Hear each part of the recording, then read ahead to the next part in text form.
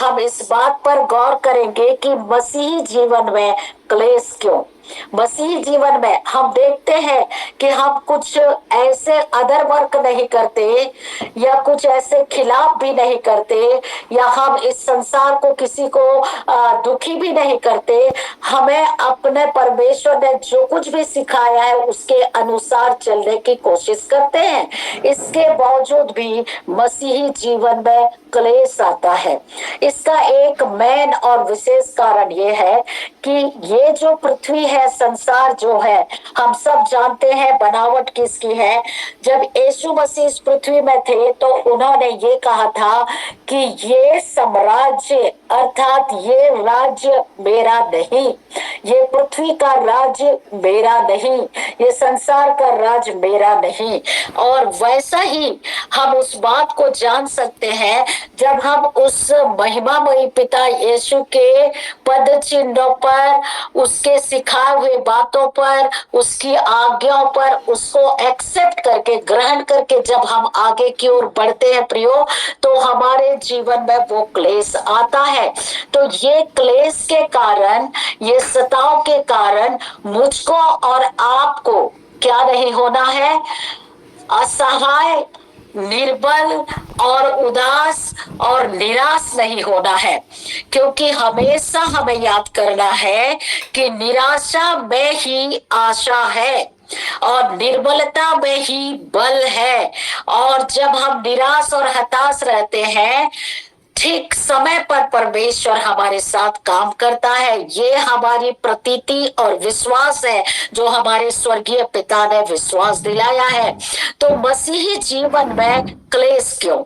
हम सही मार्ग में चलते हैं, उसके बावजूद भी हम वचन से देखेंगे कि हमारे खुदावंद प्रभु यीशु मसीह ने बहुत सारी बातों को बताया है, अपने जीवन को लेकर के भी बताया है कि ये क्लेश क्यों है हमारे साथ, ये दुख क्यों है हमारे साथ। चाहे छत्तीसगढ़ के लोग हो, चाहे कोई भी जगह के लोग हो, चाहे हमारा देश के लोग हो, ये क्यों सताया है। हम स्मरण करेंगे पुराने समय की बात को, जब मिस्र के बंधुआई में थे इजरायली लोग, उस समय भी बहुत सताव।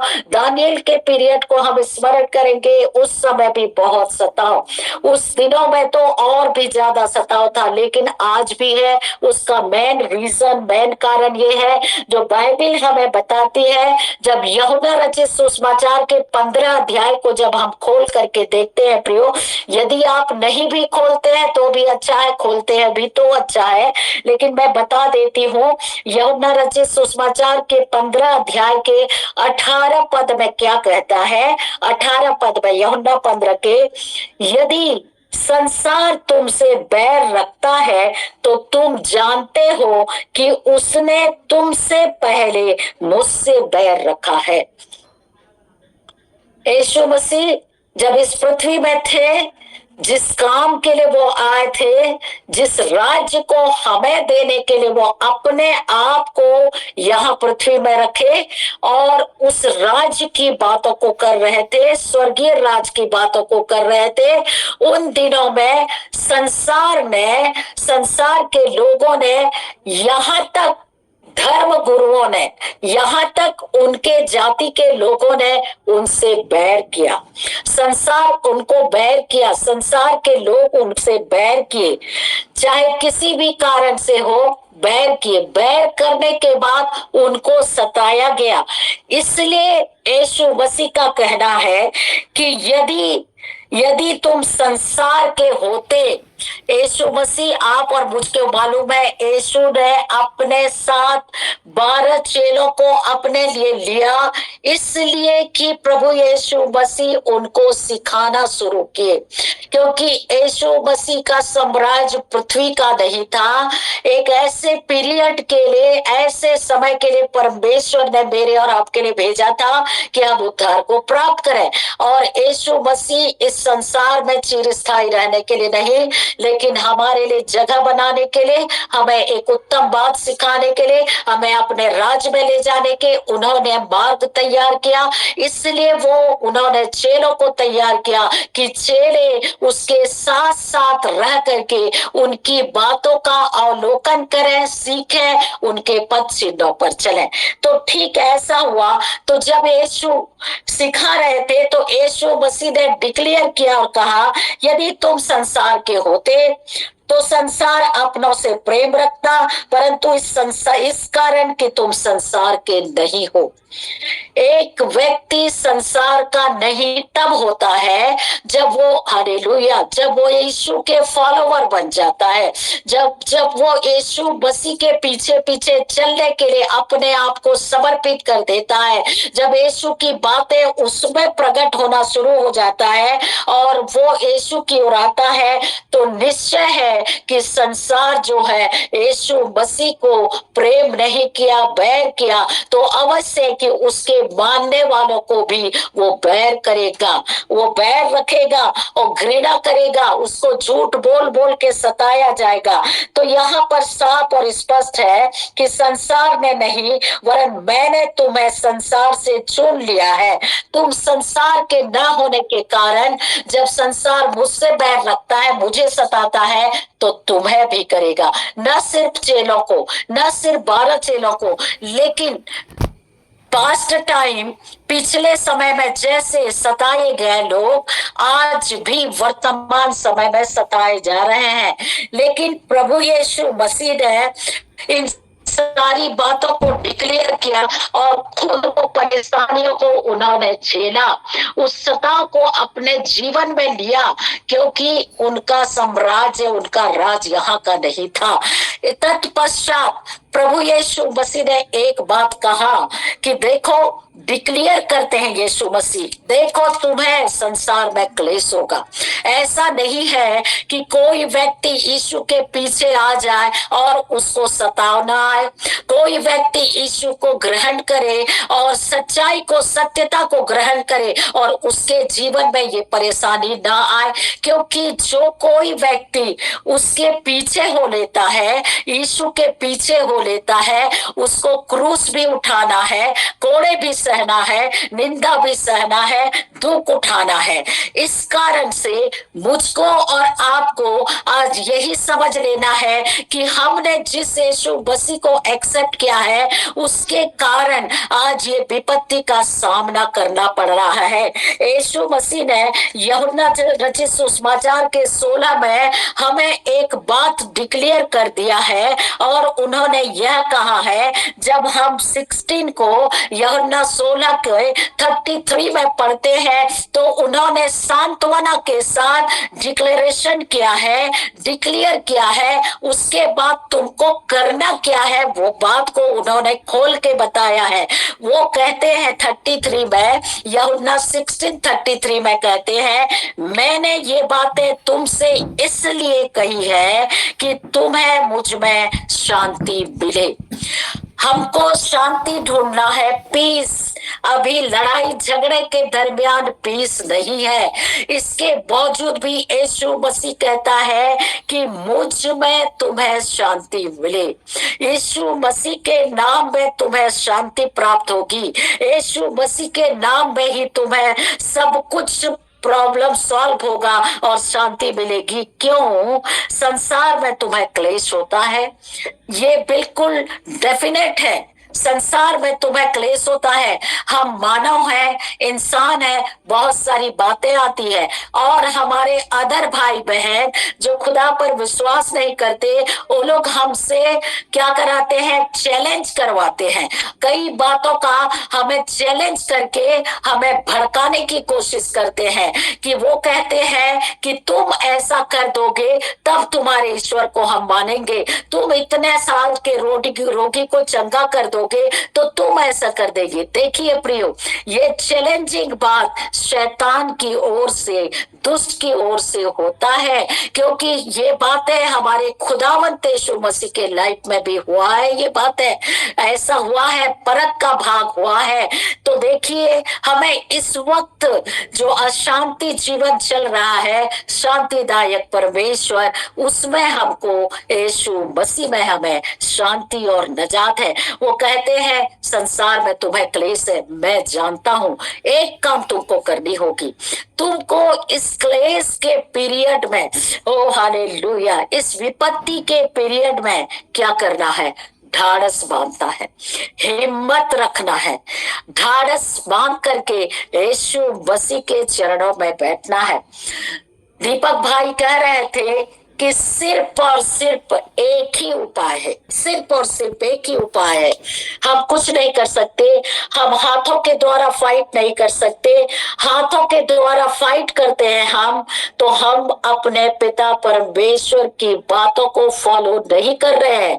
इसलिए कि खुदावंत यीशु मसीह के हाथों में उनको पढ़ना है, उन्हीं के हाथों में हमें उनको रखना है।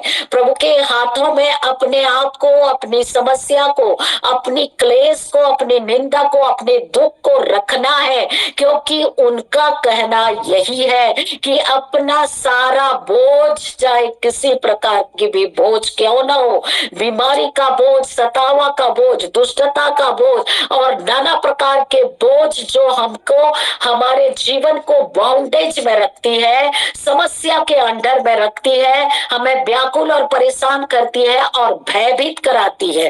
क्लेश जो आता है हमें भय कराती है और इवन यहाँ तक मृत्यु का भय भी कराती है। लेकिन वचन हमको कहता है, जब हमने अपने पिता को मान लिया है, जान लिया है, उसके कामों को हमने देख लिया है, तो हमारा परिश्रम यीशु मसीह में व्यर्थ नहीं जाएगा। आप वो चाहते तो सब कुछ कर सकते, लेकिन उन्होंने भी परमेश्वर की आज्ञा को पालन करके अपने में हिम्मत, ढाढ़स रखा, क्योंकि जीत उसी में है।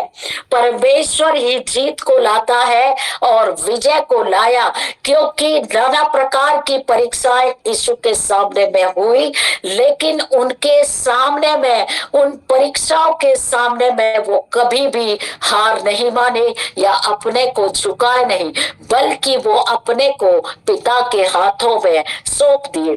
प्रियो, मैं ये बताना चाह रही हूँ कि अभी तो तहलका मचा हुआ है और ये बातों का डिक्लेरेशन हम बहुत पहले से है कि ये होगा। तो हम जो प्रभु के लोग हैं, हमें भयभीत न होकर के सिर्फ और सिर्फ एक ही बात करनी है। हमारे सामने में बाइबल के बहुत सारे उदाहरण है और बहुत सारी बातें हैं जो मैं स्मरण दिलाऊंगी, और मैं अवश्य ही प्रभु को और आपको धन्यवाद देती हूँ कि परमेश्वर अपने लोगों से बातें करते हैं, चाहे हम किसी भी जगह से क्यों ना हो।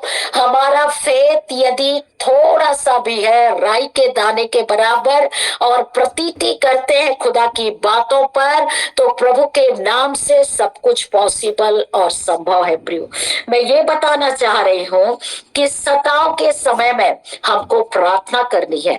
सबसे पहले प्रेरिताई के दिनों में, प्रेरिताई के दिनों में यीशु मसीह के चेलों को लोगों ने कितना सताया।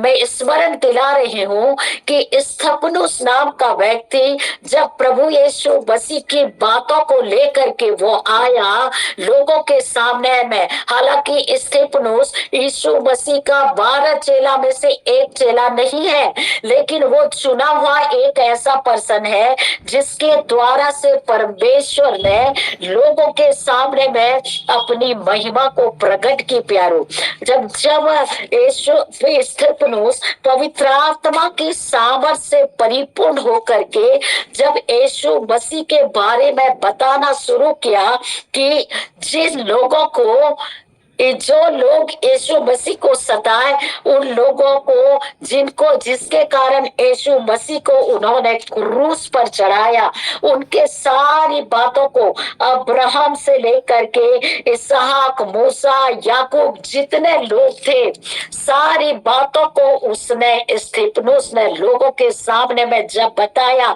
सुनने वालों का मन बहुत ही ज्यादा व्याकुल हो गया। लेकिन याद रखें, जो एंटी ग्रुप यूरोप के लोग हैं जो दुष्ट के चाल में चलते हैं, चाहे वो धर्म गुरु हो, चाहे सदुकी फरीसी क्यों ना हो, वो वचन के जानने वाले व्यक्ति क्यों ना हो, लेकिन जब तक उनका एनकाउंटर या अपने हृदय को प्रभु यीशु मसीह में पूर्ण रूप से जब समर्पित नहीं करते, दुचित्ता मन रहता है, संदेह वाली बातें रहता है, तो अवश्य है कि जो अपने आप को बड़ा करके रखता है, चाहे वो सदुकी हो, फरीसी हो, धर्म गुरु हो, चाहे कोई भी क्यों ना हो, वो आज विरोध करता है।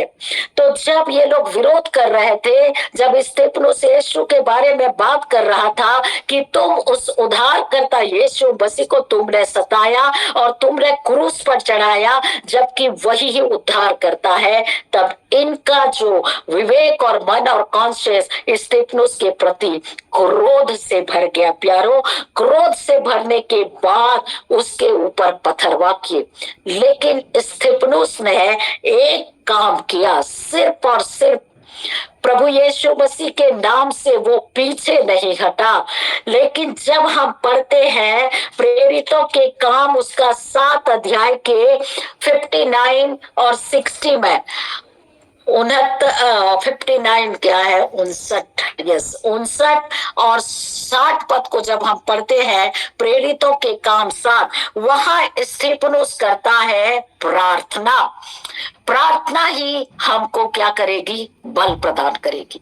प्रार्थना हमारी विनती, निवेदन, प्रार्थना, हालांकि हमारा पिता जानता है मांगने से पहले और पृथ्वी में जो कुछ भी हो रहा है, लेकिन पिता का कहना है हम अपने मुंह से अंगीकार करें, हम अपने आप को प्रभु के सामने मिलाएं, हम अपने पिता से बात करें, अपने पिता को बताएं सारी बात।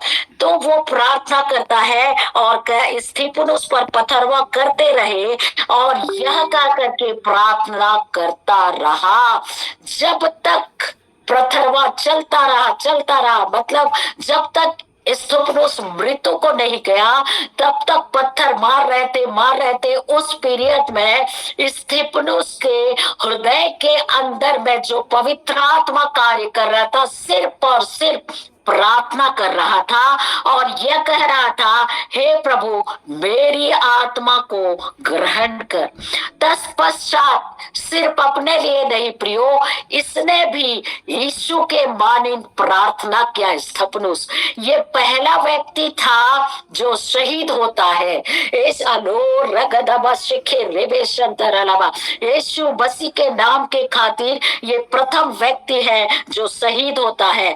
फिर उसने ये घुटने टेक कर प्रार्थना किया, कहा, फिर घुटने टेकर ऊंचे सबसे पुकारा, हे प्रभु यह पाप उन पर मत ला। देखिए प्रियो, उसके मन के देखिए, स्तेफनुस के जीवन, उसका हार्ट को देखिए, उसके अंदर में जो जीवन था देखिए, क्योंकि स्तेफनुस को पता था कि खुदावंत यीशु मसीह हर पापियों को बचाने के लिए आया है।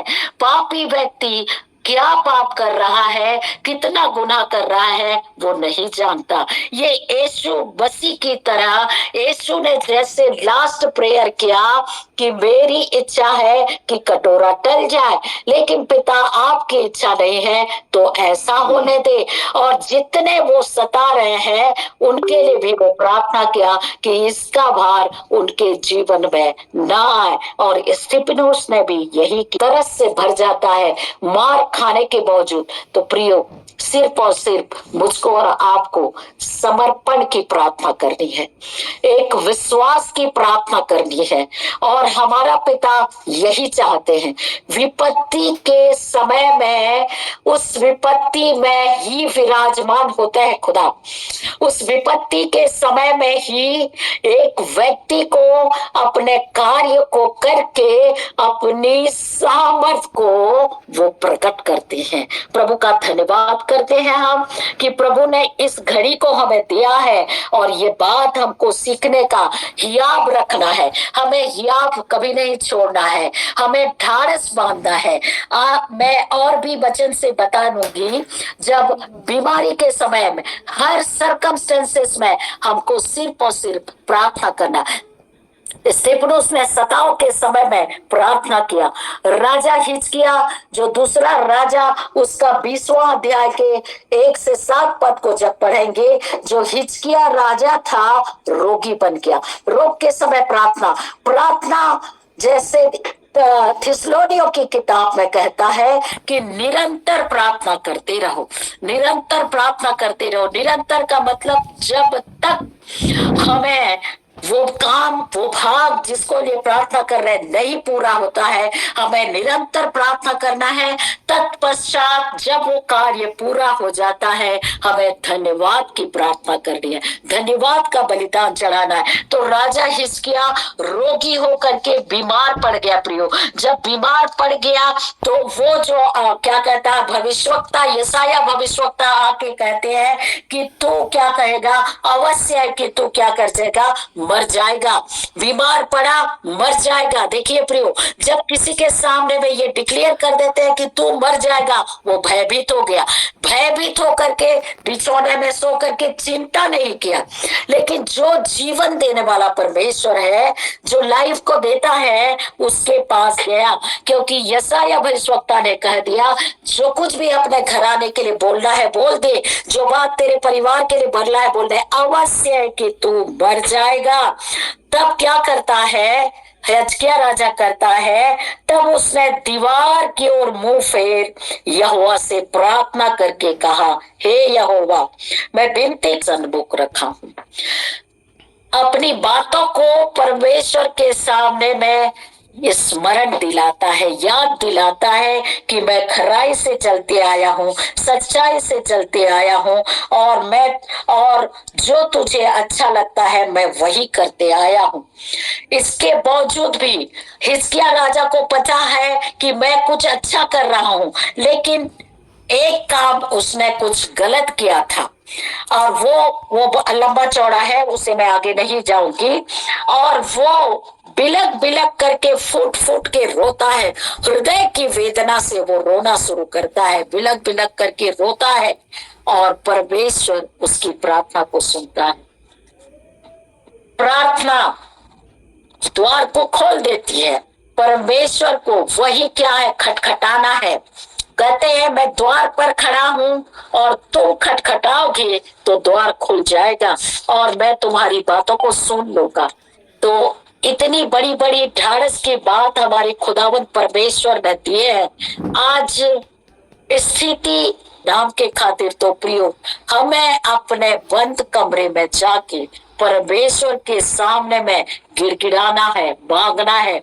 मैं स्मरण दिला रही हूँ, निराशा के समय, पारिवारिक रूप से भी सताव के समय हन्ना ने प्रार्थना किया। मैं वचन नहीं निकलवाऊंगी। शमूएल की किताब 1 शमूएल अध्याय 1 के जब 2 में हम देखते हैं प्रियो, हन्ना जा करके परिवार की तरफ से, अर्थात उसकी सौतन की ओर से वो बहुत ही ज्यादा क्या थी, चिढ़ाए जाने में वो क्या करी, गिड़गिड़ाई प्रियो, वो प्रार्थना करी, निराशा को दी, अपने अपमान को ये करने के लिए, और मन्नत मानते हुए प्रार्थना की और उसकी प्रार्थना सुनाई। ये तो हम देखते हैं, ये प्रभु के लोगों ने प्रार्थना किया। प्रियो, हम जानते हैं हमारा खुदावंत यीशु मसीह भी जब इस पृथ्वी में थे तो वो अपने आप को अलग ले जा करके परमेश्वर से प्रार्थना करते थे। वो कभी पहाड़ पे चले जाते थे, कभी गेतसमनी के बगीचे में चले जाते थे, और कभी अकेले जा करके भीड़ से हट करके वो क्या करते थे, प्रार्थना किया करते थे। यीशु मसीह को भी प्रार्थना की जरूरत होती थी। क्यों? इसलिए कि प्रार्थना क्या है, सांसें हैं। अपने पिता से प्रार्थना के द्वारा परमेश्वर पिता से एकांत में एक साथ रह करके, पिता पुत्र पवित्र आत्मा के संगति में रह करके यीशु मसीह खुद क्या करते थे, प्रार्थना क्या करते थे। और हम देखेंगे जब मत्ती रचित सुसमाचार के 14 अध्याय के उसके 23 पद में कहते हैं, जब चेलों के साथ जब पानी में नाव जो है झील के ऊपर चल रही थी, यहाँ पर देखेंगे 5000 पुरुषों को खिलाने के बाद वो सब ढाढ़स बांधो, मैंने जीता है संसार को, और तुम भी मेरे नाम से इस संसार को, इस संसार के क्लेश को, इस संसार के तकलीफ को, चाहे परिवार में तकलीफ हो, चाहे समाज में तकलीफ हो, चाहे पूरा राष्ट्र तकलीफ दे, चाहे कुछ भी यीशु मसीह के नाम के खातिर हमें तकलीफ हो रही है, तो हमें आज सिर्फ और सिर्फ ढाढ़स के साथ, जिस परमेश्वर ने इस संसार को जीत लिया है प्यारो, यहाँ के बंधनों को जीत लिया है, उस यीशु मसीह के नाम से हम भी आज जीत सकते हैं। यहाँ के क्लेशों को, चाहे हमारा व्यक्तिगत क्लेश क्यों ना हो, अर्पित करते हुए, चाहे हम समूह में प्रार्थना करें, चैन प्रार्थना करें, फास्टिंग प्रार्थना करें, चाहे हम बिछौने में रह के प्रार्थना करें, बंद कमरे में प्रार्थना करें, लेकिन मुझको और आपको प्रार्थना करनी है। हमारे लिए सिर्फ और सिर्फ एक ही वो बात है जो प्रार्थना करनी है, और वही प्रार्थना हमें सबल करेगी, यही प्रार्थना हमें बलवंत करेगी, यही प्रार्थना हमें जयवंत देगी, और हम अपने पिता की इच्छा को पूरी करने में कामयाब हो जाएंगे। और हमारा पिता ऐसा पिता है कि वो किसी दुष्ट के मरने पर भी वो क्या नहीं होता है, प्रसन्न नहीं होता है। हम अपने पिता के फीलिंग्स को, हम परमेश्वर जो बदल देने वाला, असंभव को संभव करने वाला, वो अवश्य करेंगे। उस काम हमारे ही जीवन के द्वारा होगी प्रिय। हम अपने पिता के चरणों में अपने को पूर्ण रूप से समर्पित करके उस ढाढ़स को, उस हियाव को हम अपने खुदा से ले लें। प्रभु का धन्यवाद हो। इन लोगों को मैं धन्यवाद कहती हूँ। अब निरंतर जब मैंने ये ग्रुप को जाना तो मैं प्रार्थना करना शुरू करी हूँ, और अवश्य है कि चाहे हम किसी को नाम बनाम जाने या न जाने, हमारी प्रार्थना प्रभु के पास उनके अपना काम करेंगे और करते आ रहे हैं। आप सबको प्रभु यीशु